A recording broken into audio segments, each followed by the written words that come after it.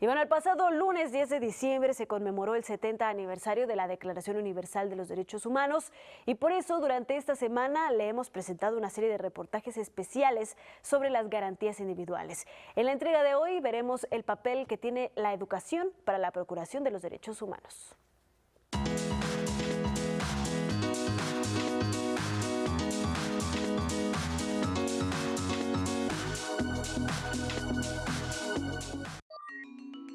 El primer instrumento internacional que reconoce la educación como un derecho humano y que plantea la necesidad de brindar los elementos para la misma es la Declaración Universal de Derechos Humanos de 1948.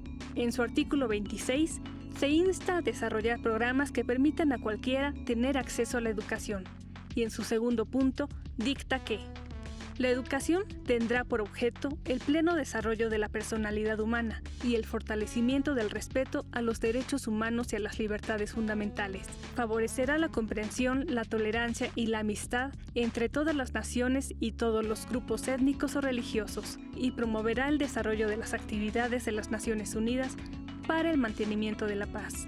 Cuando se habla de educación en derechos humanos, se habla de educación en derechos humanos, es decir, conocer qué son los derechos humanos, cuáles son los derechos humanos, cómo se exigen esos derechos humanos, pero también hablar de educación para los derechos humanos, es decir, para vivir ejerciendo, practicando, siendo coherente con lo que son los principios y valores en derechos humanos. Hablar de educación en derechos humanos quiere decir pensar la educación como un vehículo para permitir a todas las personas conocer, ejercer y defender sus derechos, así como también los derechos de todos los demás.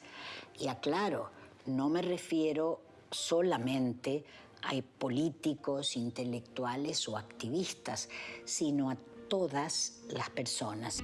La Declaración Universal plantea claramente que la educación de derechos humanos es imprescindible. Tenemos la convicción de no ser racistas. Derecho a la educación. A tener una vivienda digna. Ser tolerantes. Nosotros aceptamos la diversidad. En este colegio todos respetamos los derechos humanos. Para que la educación logre estar al alcance de cualquier persona, el Estado debe implementar programas que no se limiten a las aulas. Yo diría que es una práctica mediadora y transformadora. Para poner en práctica, para hacer vigentes los derechos en la vida social, la educación en derechos humanos es un puente que hay que transitar de manera obligatoria. Planes adaptables de acuerdo a la realidad de cada comunidad o región. Entonces esos planes tienen que tener un alto nivel de participación.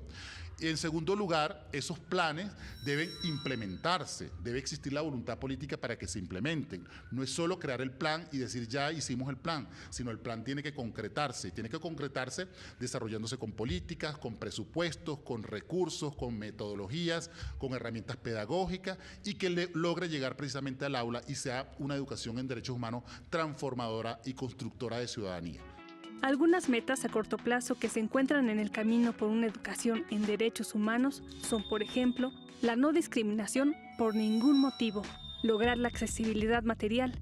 Esto significa proveer de las herramientas necesarias para que la educación llegue a todas partes, como puede ser la construcción de escuelas con una ubicación geográfica razonable o el uso de la tecnología para educar a distancia, y la accesibilidad económica, con la que la educación tiene que estar económicamente al alcance de todos. Los estados están obligados a financiar estos programas que además deben cumplir con dos características primordiales: la aceptabilidad, que significa que los programas de estudio y los métodos pedagógicos deben ser pertinentes culturalmente, adecuados y de buena calidad, tanto para el estudiantado como para sus familias, y la adaptabilidad, que expresa que la educación debe ser flexible para adaptarse a sociedades en transformación y a las necesidades de estudiantes en contextos culturales y sociales variados. La educación en derechos humanos trata de lograr la asimilación de cada uno de los artículos de la Declaración, para que lleguen a formar parte de todos los modos de vida y costumbres compartidos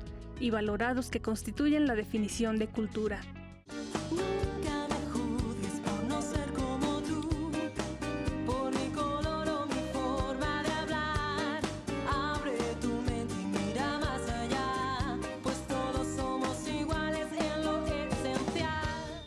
Para Iberoamérica al Día, Sharon Smoke.